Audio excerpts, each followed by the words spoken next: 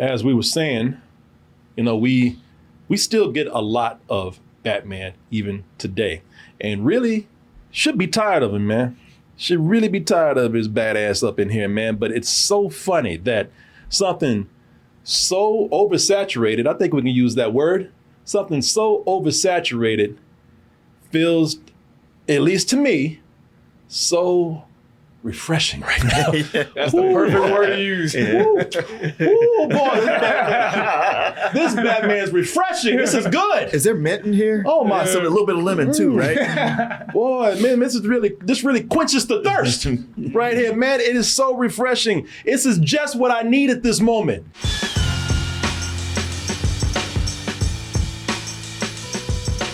So today, with Marvel getting all these fans excited again, oh my God, is that Deadpool and Wolverine together? The big team up we've been asking for? Oh man, can't nothing top this. Marvel won. Stop all superhero movies now. Oh, but WB sat back and said, you know what? Y'all still need some Batman in your life. Right.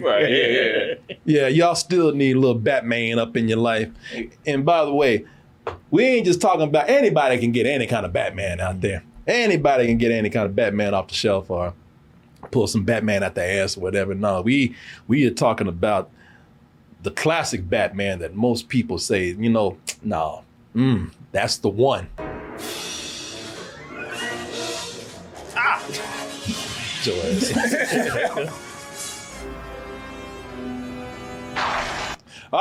Batman, the animated series, y'all. The classic series brought to us by Bruce Timm.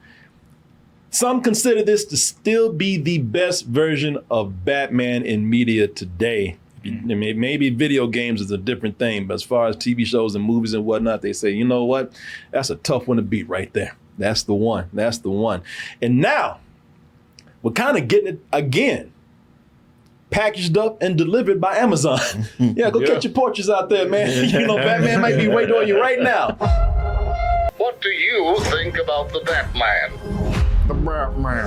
I'm frightened. This whole city's gone to hell in a handbasket. I mean, listen, right when I say I got enough Batman in my life, I'm good. And something like this will pop up. And I know. I was the same way. I was like, more Batman. I think I'm jokered out. Yeah. I'm Batmaned out too. But I think I got a little more room on my plate right here for some Batman. Go ahead, put it on there. Matter of fact, let me move these carrots off so I can get more. Yeah, you go ahead.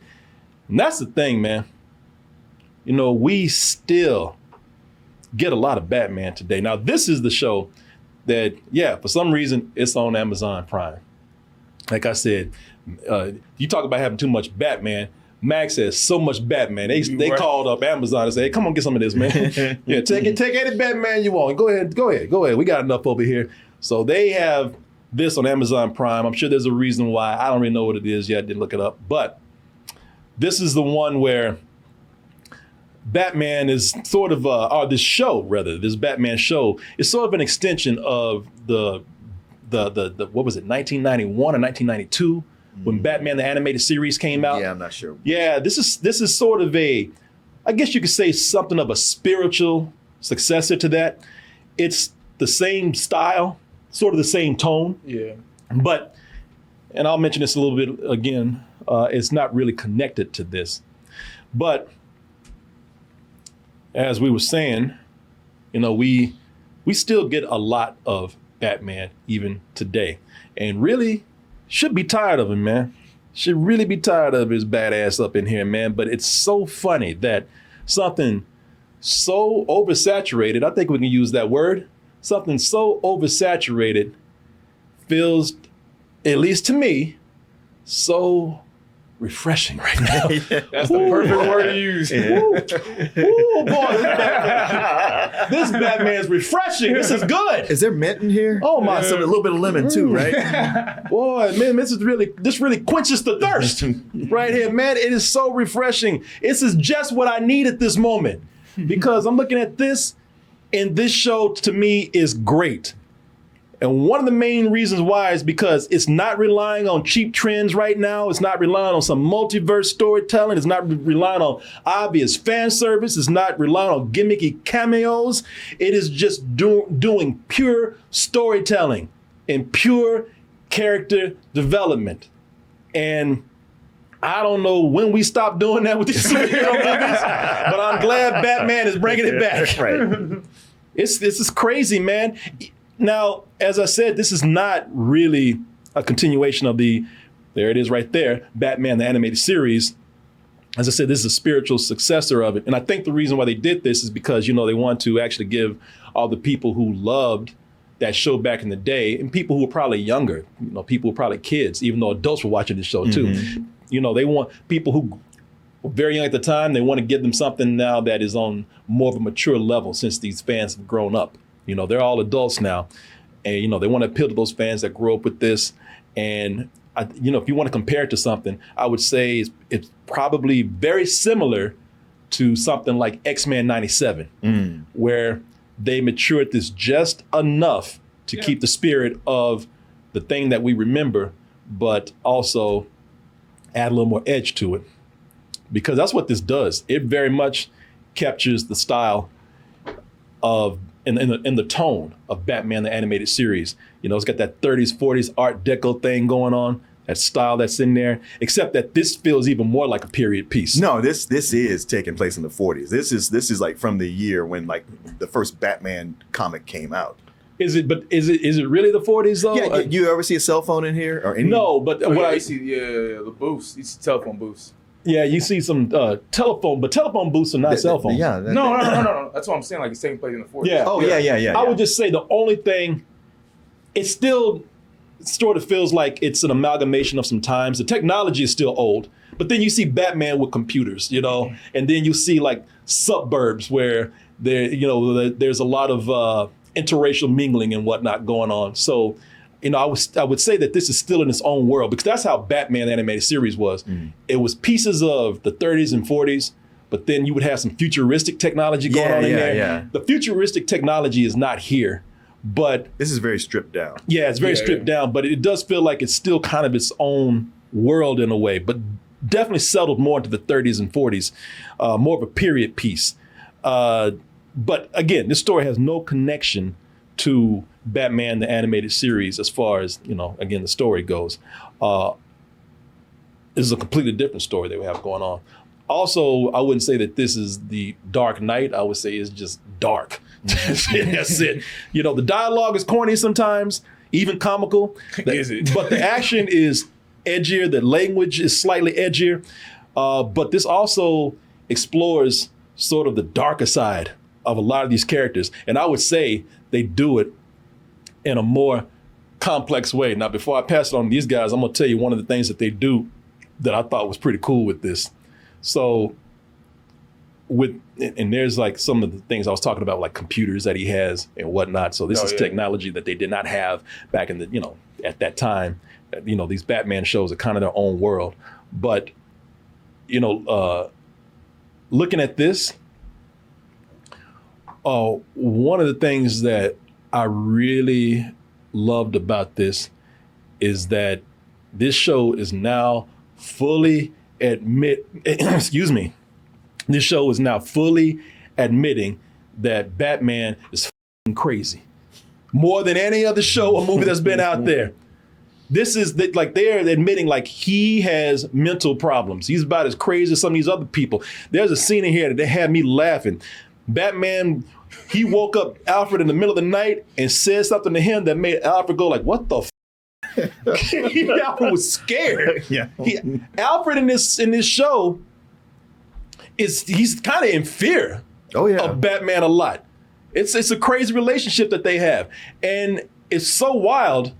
Batman is so on the edge of being insane himself that there are moments in here where I'm thinking like, that whole no-kill rule that he has going on. Yeah. I'm thinking that he's willing to let that bend just a little bit. He made me scared, not just for the villains, but for some innocent people. Is she come? Did you come in? You already know he gonna This Man, dude's, you're supposed to be getting that Yeah. drunk out in public. yeah, this dude's about to kill himself, run into a car or something. Who paid you? Are you crazy? Oh God! Hurry, please! God Now damn. we know that he's not gonna kill this guy, but there was a moment I thought maybe. I feel like we don't know that. Yeah. Because this is a different Batman than we've seen before. It really is. Okay, cool. I knew he would say, "Come like Batman has always done that though." Even Oh, yeah, at the last minute. at the Yeah, last second, yeah. pull him up. No, listen, I knew he wasn't gonna kill the guy, but the fact that he's so crazy that put just a slight doubt in my mind. Right. You know, because you're right. This is unlike any Batman that we've had before. They fully embrace that this guy is not right. And I actually love that about this. Yeah, and if they toy with Batman, not being right. If you watch the animated series enough, there's times like, you start to go like, man, it's something a little Off about you. off about you. But all right, I guess you know what you're doing. But this is a young Batman who's also an angry Batman. He's Yeah. angry most of the time. He's not warm and fuzzy. Yeah, and you're right about him and Alfred. He ain't going Alfred. broke, He's yeah. Pennyworth. He is my employee. Thing is that he's skilled. So we're not getting that Batman year one where Right. he's out there and he's Fumbling and- Yeah, he's messing up and getting hurt himself. No, he's skilled at this point. At this point, he's already a great detective. He's an amazing fighter, but it's kind of like with Batman 1989, where his exploits are still new to Gotham. Most of the city still think that he's kind of an urban legend. Like he's still a rumor that's out there. But and Martin already mentioned this. This is the phase of Batman where Bruce hasn't fully suppressed that crazy. Yeah. The first time the first time that we see him here, and I keep showing this picture of him, and as Martin said, Pennyworth, not Alfred. He ain't earned that name. He ain't earned that kind of respect yet. This is really the first time with these shows and movies that we've seen him treat Alfred completely like shit. Every other thing that we've seen him in, he's either been family or at least a close friend and ally. Well, he kind of treated him like shit in that last Batman movie. And that, in a way, but he was still, he still knew this guy was valuable. He still treated him with a little bit of respect. Oh yeah, no, he's just like, you only here because my parents had you here before. He's here because you were my hostage. Uh-huh. I almost feel like he told Alfred, if you leave here, I'll kill you. Right, because you know too much. Yeah, you know too much. You go out and say something to somebody, I'll kill you. I have a no-kill rule except for you, bitch. Say something, I dare you. You leave this house without asking me. I will kill you. Yeah, I'm not even lying, y'all. No, you're not. He treats him exaggerating. like shit. He kind of mentally abuses him. He's mean to him. Alfred's always been family. No, you were the help here. You ain't even earned first name respect from me. You are Pennyworth, so I can keep like an emotional distance from you. Right. I mean, and that is the way butlers work. You call them by their last name and not even like with a title like Mr. But Alfred raised him though, Yeah, I and know. all these other shows and I know, movies. I know. That's been acknowledged. Exactly. You were at least a friend. Yeah. Nah, Yeah, you ain't nah. my friend. Yeah. You work for me. You do what I say. I'm rich, bitch. Yeah. It's a mentally abusive relationship. It's almost like they're married and Alfred's the one that's the wife that's taking all the shit. Right. And it's funny too because in public, Bruce Wayne is all charming Uh-huh. and he has his Happy-go-lucky. Yeah. Yeah. And he has his dorky voice. He keeps telling these corny ass jokes. But he'll get in the car where Alfred is driving, and Alfred, and by the way, he's not dressed up like Batman. Uh-huh. He's still Bruce He's Wayne. still Bruce Wayne, but he'll get in that car, and all of a sudden he'll get laryngitis. Yeah, he'll start talking like And he'll start talking like this, and he'll be like, "Drive, bitch! You work for me, goddammit! Bitch, you do what I say." I felt bad for Alfred here, man, and that's done on purpose. And one thing that I love he might be still kind of new, but he started doing that disappearing act early. Oh yeah. Doing that annoying. He had it down. Yeah. Doing that annoying shit where it just pisses people off because they've been talking for 5 minminutes and they think they're talking to Batman. They turn around, where'd he go? I'm tired of this shit. He's doing that at this point, man. That's probably the first thing he learned how to do. Yeah. Tired of hearing talk. Yeah. How can I tiptoe out the room? They have some characters that they've changed, and I can't wait for some people to start calling woke or something on this one like crazy. And don't give a all right. I mean, they do some things here where I will say they changed some things and they did it maybe just because they just want to be different. They like gender swapping something. One of the biggest things that they do here is that they make the Penguin a female. And she's voiced by Minnie Driver right here, who actually does a really good job at this voice. I think all the voice actors do a great job. As a matter of fact, so many of them are unrecognizable. Oh, yeah. No, they do. A lot of people do that. But the Penguin here, I think Minnie Driver does a great voice. And you didn't, listen, there's no reason why they did this except to just change the dynamic of this character. One of the biggest differences is that, all right, so you had Oswald Cobblepot, who's always been somewhat self-conscious about his physical appearance. He's always been an outcast somehow. You know, he's overweight, got that long-ass nose, and a lot of the stuff that he does for power is probably out of his insecurity. You know, he's got that limp. He's chubby. Boy, this version of the Penguin, she got nothing but sexy-ass confidence, man. Right. She's like Ursula. Oh, hell yeah. And listen. Here it comes. I knew when I saw this episode. Come on, man. Come on, man. She can get it, man. She got them titties. She thick. She got them hips. So I was thinking it when I watched it. I didn't want to say it. Man, come on, man. Because y'all ain't getting it right here because she got that nose. But once you see her, like she said, fuck everybody, I'll be the entertainment at my show. She comes out and does her own musical number. And she comes out shaking those hips, throwing them titties up in the air. Got nothing but sexuality oozing from her performance, and every dick in the room is hard. Yep. One dude was talking about "do me next." Don't even say that because she'll embarrass your ass. And it's just, you know, I think that's kind of a cool dynamic that they have there. That they make this character very confident as opposed to the other character, which is somewhat insecure. And don't be fooled by this being some female that exudes sexiness. She's just as ruthless as any man penguin out there. She's still the penguin. She did something that was cold. And that's another reason. If there's one reason to make this a woman, a female, it's for one up thing that she did. I was like, damn, that is wrong. That is cold. Yeah.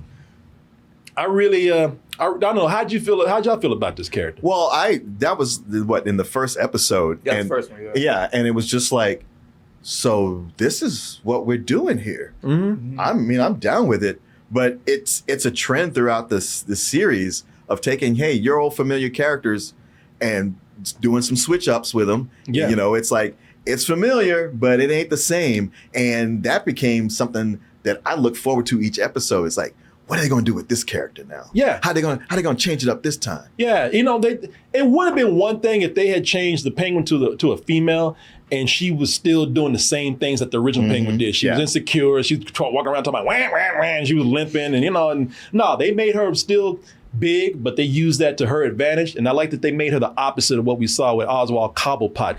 You know, talking about changing characters, you have Commissioner Gordon. Now, he's black, and they've already done that. And there's no reason to really do that. And so, but I'm not complaining. They're just saying, it didn't really make any difference. What they did make a difference with is in the complexity of his story, because now and the complexity comes in how he handles dirty and corrupt cops. Because in the last movies, if you had a corrupt cop, they were talked about, and they were usually background characters or side characters, and you only saw them when they were getting punished. Yeah. The cool thing about Commissioner Gordon having to deal with corrupt cops here is that he actually has to work with them. He has to work with them, and he's got the brass above him, like saying, hey, slow your roll. Yeah. You got these guys, corrupt cops who are main characters now. who in a lot of episodes, and Commissioner Gordon has to work with them. He needs to, and you know, and it's complex because they're dirty cops, but even he has to admit that, you know, sometimes, as much as I hate to say it, they get the job done. You know, and I don't like it, and I don't want to, you know, I don't want to make this a habit because these fools get dirtier and dirtier with every episode. It's sloppy. They become a menace themselves to the city, trying to make a name for themselves. Man, they put the city in danger. But I do, like I said, the kids so do. Yeah, they're like, y'all are worse than the villains. Uh-huh. And like I said, the race thing, they didn't have to do it. I'm not upset that they did. It doesn't matter. But what they do with his story, you know, that's one of the things that this show does. Like I said, this show is really going into some really deep and complex storytelling with this, and I like that they do that here. They do it with the outside of Commissioner Gordon, who changing his race. I think they do this with a lot of characters. They change their race, and that's not really a big deal, but they do change the personality of them. Yeah. And I like that. I like that a lot. It's like, hey, we're not taking away, you know, what makes this character effective, but we are switching the story up. Yeah. But it's still, you're still going to get a good story out of it. Yeah. It's not so, I mean, you know, if you want to be, you know, a little, you know, press, it was like, man, it's just not the same. I like my Harley blonde. And that ain't here. Well, then why we, you know, what? Listen, take this like I said with like with Joker. Consider it like it's a graphic novel that's doing its own thing, changing characters around, because there's, you know, you can only tell the same thing with the same characters over and over again so many times. they aren't changing them and going, huh? It's like, no, we're moving forward with this story, and you're like, dang, this is really good. And they've changed them for storytelling reasons. And that's what I really enjoyed about this. I don't want to interrupt you while you were talking. Is your foot on something down there? Nope. Is that you? What? I heard a buzzing going on. Just wanted to make sure that nobody. Oh no, that's Shopify, man. I'm sorry. How he getting with that bullshit? I'm sorry. He getting with that shit. I'm a villain myself. I'm God. sorry. I'm so sorry. Hey, listen, I just got to take a moment here to give a word to our sponsor, if you don't mind, people. And that sponsor, of course, is Shopify. And the reason why I'm telling you about Shopify, can you do me a favor, young Green over there? What up? Can you hand me that picture of Jimi Hendrix right there? Don't do it. I know I shouldn't do it. This was given to us by a Toasty. Yeah. Right here. Wardell Brown. Wardell Brown, very, very talented guy. And we have a lot of talented people in our Toasty community. And I'm always saying, and I think he does, I think he makes a living by doing these things. Does. But there are a lot of people who take their art and a few other things. Let's just say they take their entrepreneurial skills and they take them online and try to make a business out of it. And if you haven't done that yet, and I know a lot of you out there have the potential to do it, if you haven't done it yet, try it out. You might discover something about yourself. You might be more successful than you think you ever could be. And the best place to start is with Shopify. Why? Because Shopify is the global commerce platform that helps you sell at every stage of your business. Shopify is in all those 175 countries out there, helping businesses of every size. From the launch of your online shop, from your first order to your millionth order, Shopify is there to help you grow. And here's the thing with Shopify. They know that in order to make money, you got to save some money, not just spend all your money out there. We're going to help these people save some money right now. And we're going to do that by sending you over to shopify.com/toasted. And when you do that, you'll get a $1 per month trial period.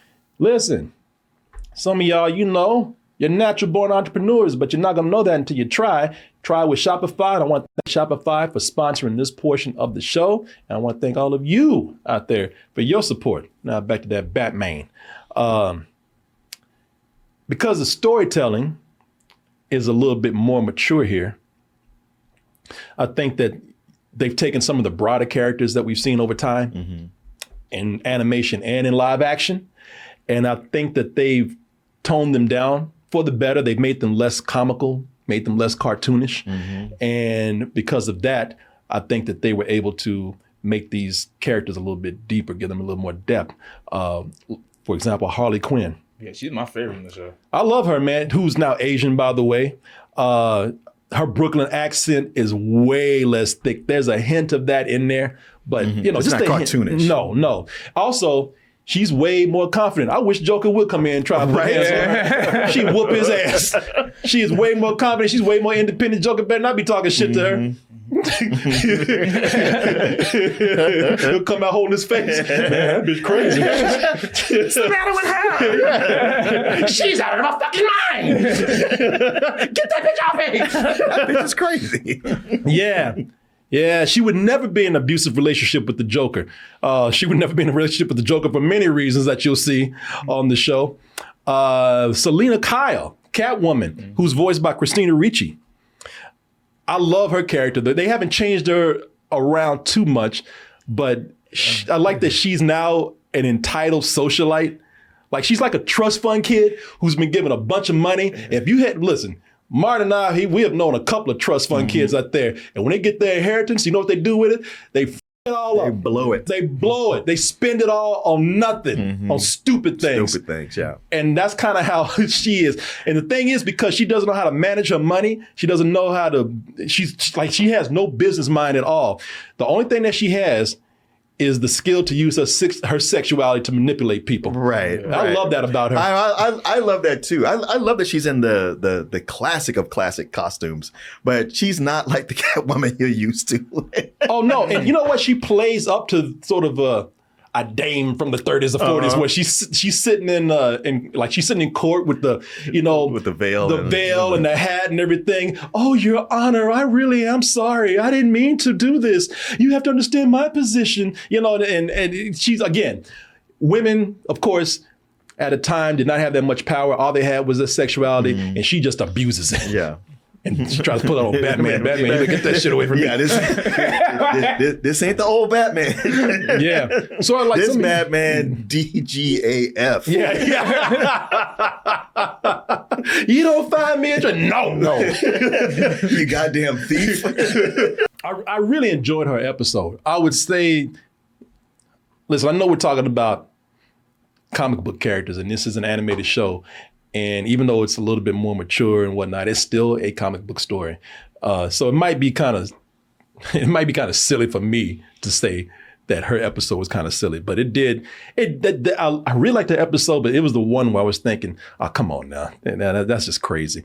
And I say this because they had one thing in there that felt like they were really trying to sell a Happy Meal toy. And then she had something else where she just pulled this thing out. I was like, where the hell you get that from? You ain't got no money. And plus, this is dangerous. How'd you do this? But yeah, like I said, other than that, I really enjoyed her character, and I was able to overlook some things. I'm not going to nitpick that much. But I think the character who really benefits from the storytelling here, and I'm so sorry that you did not get through the whole show. It's later on? I would say it's the last 2 episodes. I love the storytelling here when it's Harvey Dent. Oh yeah. AKA I mean, yeah, Two-Face. you can see it's going that way. You don't know. You really, don't know. I mean, I see slight, but I don't see that. No, it's not so much a. Yeah. Hey man, he's trying to run for office, and he's getting himself into some shit. Oh, okay, I ain't seen that. And so you've seen. Let me see here. I just seen kind of at the start. But that's what I was talking about, where Bruce Wayne kind of went off on him. Oh, okay, Yeah. I mean, he let the mask slip for just a second because he was tired of his shit. I like this version of Harvey Dent, not Two-Face, because this Harvey Dent, you have the Harvey Dent that's pretty much a crusader in a lot of these shows, except for his obvious mental illness behind the scenes. But he's always come across as the city's golden child. Mm-hmm. Right, yeah. And here, he's kind of sleazy in a way. Yeah. I mean, and that's why he gets himself into so much trouble. His deep in his heart, he's trying to do the right thing, but the means to go about it is just kind of, come on, man.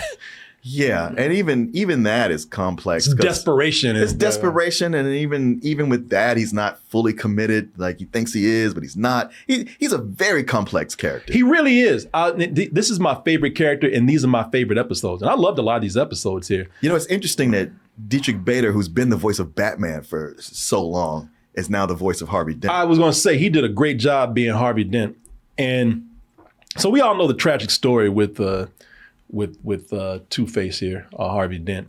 He was a guy that crossed the mob because of his crusade against them, and they punished him by throwing acid in his face, just ruining half his face, and that released his true mental illness, where he became a supervillain himself. This part is a two-parter. It's the last 2 episodes.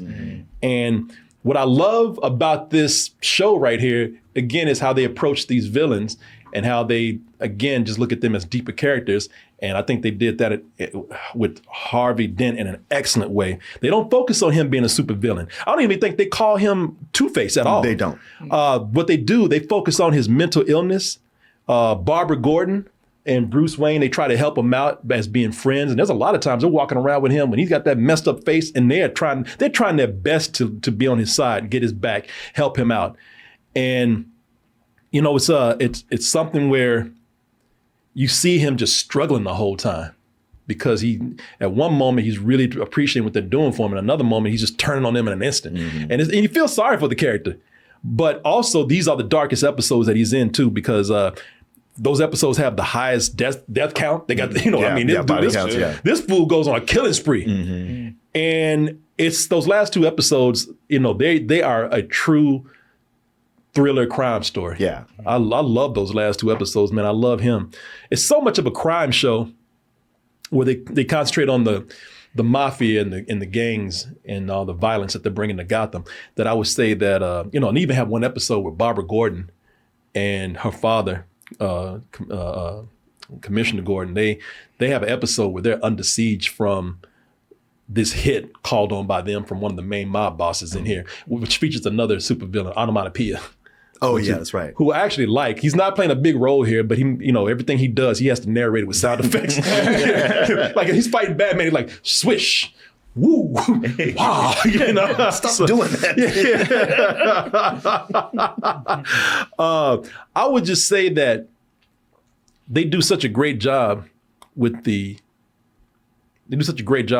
crime part, the more grounded parts with the gangs and the mafia around town, that when they start to go off in some episodes where they get into the supernatural or it gets magical or something, I'm not saying that they're bad episodes. They're actually pretty good. It's just kind of a shocking tone. Right. Yeah. Getting into the supernatural or whatever. I was kind of like, I feel like maybe this is the weakest episode, but it's not like it's bad. And actually, by the end, something really good came out of it. Yeah, it's just so much of the show, for a comic book show, it feels more grounded than usual. It's definitely a little more grounded than the original Batman animated series. Yeah. So when they come in with the supernatural magical elements, it just kind of feels out of place. That would be one of my criticisms. That was also the episode where they were doing fan service, which they had avoided all that. Yeah. And that one, I was like, okay, I see what you're doing. I suppose it's cute, but yeah, you haven't been doing that. Please stop. Don't do that no more. Yeah, exactly. And also, they're episodes that if they were standing on their own or something, or if I wasn't binging this, maybe they would be better. But the characters from the comics. Yeah. Oh, yeah. You know, I won't say who they are. You'll see for yourself, but they are taken from the comics. It's just that they felt out of place to me. They really did. And I hate saying that because I really enjoyed the show so much, but that really did feel off to me. In fact, I was predicting something was going to happen. I was like, oh shit, you really went there. Okay. And it's just crazy because it's something that it has to interact with the rest of Gotham, and you know, and it's just like this just doesn't feel right. But anyway, and like I said, the dialogue in this is very corny sometimes, but it got better as it went along. By the time they got to the Harvey Dent episodes, man, those scripts were written great. Oh yeah. Yeah, and you're kind of on the edge of your seat. Yeah, people, if you could almost watch, you would need to watch the whole show to see Harvey Dent's his character projection and how his downfall occurs to get the real tragic impact of it. But if you just watch those last 2 episodes, they are a great storytelling. So out of 10 episodes, I think maybe 2 I was maybe a little down on, but overall, I really love the show, man. Most of it met my expectations that I had for this. Yeah. It kind of exceeded mine a bit, in as much as I was just like, you know, like you, nostalgia fatigue, and I love Batman the animated series as much as anybody. But you know, there's a little bit of like, all right, we're gonna go back there, but it's like you go back, but it's not the same town. And all the changes are wonderful, and taking it back to scratch from the early Batman, and it feels like a show from the 50s. It's a show that almost feels like it could be in black and white.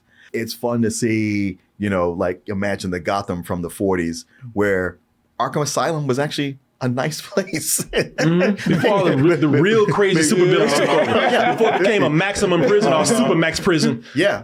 And there's no revolving door policy here, some villains, you ain't gonna see them no more. No, that is true. Batman's taking care of, you always say, why don't you just take care of business? Well, sometimes business gets taken care of. That's the way it goes. Yeah, no, I think it's a great show, man. And Martin knows a lot of history about Batman, definitely more than I do. But I'm a huge Batman fan.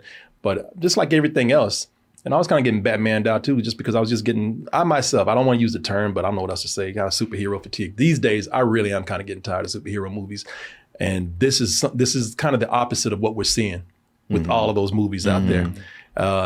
Like I said, man, if you just want to watch something where they're concentrating on just stories, this is the series for you. I highly encourage you to watch this if you are even an inkling of somewhat of a comic book fan, and especially if comic book movies are kind of getting tiresome for you too. Watch this. It's a great palate cleanser, I think. What did you think? So I didn't want to say too much because I haven't finished it. I'm only on episode 6. But you know what's good about that? I think because you're watching it halfway, and you were supposed to come here on episode 5, and you didn't want to give it up. Yeah. You started watching episode 6. Okay, yeah. So I did have very high expectations for this show, and at least so far they haven't met them, but it's still a good show. So I'll say this: the characters are written really well. I did not think they're gonna be written that well. Like, and they give time for like Batman, they give time to each villain. I think a lot of the villains have like really good arcs and are really written well. Like I said, I think the biggest downer for me was the first 4 episodes kind of felt slow, and it's kind of starting to pick up. It kind of picked up in the 5th and 6th, but those first 4, I was like, all right, I'm enjoying this, but can we pick this up just a little bit? But I mean, I'm liking it, not loving it. I'm giving it a matinee. At least so far. So far, you know what? Really? Because I feel like I know y'all keep hyping up this Harvey Dent episode, so that probably will change my mind on everything. Yeah, I understand what you're saying, man. I really get where you're coming from, because I do think that's the 9th and 10th episode are just a great capper.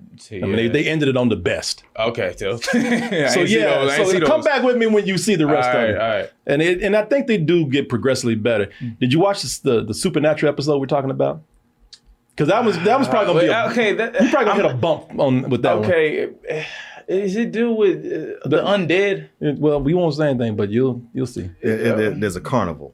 Oh no, I ain't see that. Oh well, no. There's also a string of robberies going around. Nope, I didn't see that. Robbing the poor. Nope, I didn't see that. All right. Well, when you don't get through those episodes, 'cause those are the episodes I wasn't crazy about, but I thought they were interesting. Okay. But anyway, so you give it a matinee. I give it a full price. I really enjoyed it. Give it a strong full price. What do you? Yeah. Out of 10 episodes, 8 are high full prices, 2 are high matinees. Yeah. That averages out to a good strong full price. Yeah. I think it's worth giving a try, y'all. Watch it, and please, if nothing else, listen. If you don't want to go through the whole thing, please watch those Harvey Dent episodes. I really think those are amazing. Fucking very end, god damn it. Yeah, and there's a great voice cast here, man. Oh yeah, all the voice acting is amazing. And Hamish Linklater, nothing he's done would suggest that he could pull off this voice the way he's doing. Yeah, he's Batman. I know. He plays Batman. Yeah, he's great, man. Like I said, this met my expectations, and in some ways, by the time it was done, exceeded those. So I watched this all today, and I had no problem binging this at all. Yeah. I was watching like 2 a night, and it would just be like, okay, I know if I go to a third, there's always a diminishing return, but I spent the whole day going, when is my work day going to end so I can watch another 2 episodes? Boy, yeah, man, today I was hooked. Cooking, feeding, shitting, everything. This computer was hooked to my hands the whole time, man. This is a great binge, but yeah, I think it's you can watch it in chunks like that too. Yeah. And to be honest with you, some of those episodes that I'm talking about, I wasn't crazy about. If you watch them as a standalone and you're not watching it all at one time, They might work better that way. So I don't know. But there you go, folks. Well, you made it to the end of the video. That must mean you really like what we do. So if you do, check out these other videos just like this one. Check out our other YouTube channels and subscribe to join our wonderful Toasty community. And as always, stay toasty.